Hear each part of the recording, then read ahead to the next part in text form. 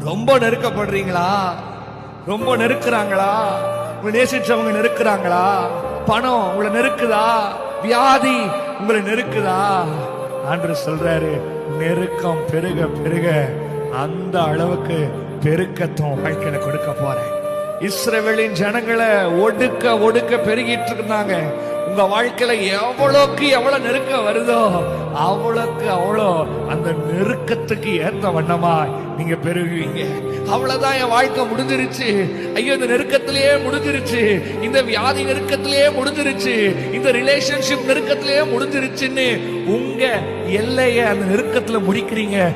ஆண்டவர் சொல்றாரு, நீ அங்க முடிஞ்சிருச்சுன்னு நினைக்கிற இடத்துல அங்கதாயா நான் உனக்கு ஒரு பெருக்கத்தையே வைத்திருக்கிறேன்.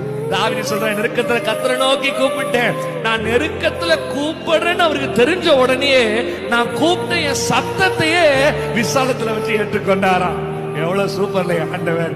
நீ முடிஞ்சிருச்சுன்னு நினைக்கிற இடத்துல உனக்கு ஒரு ஆரம்பத்தை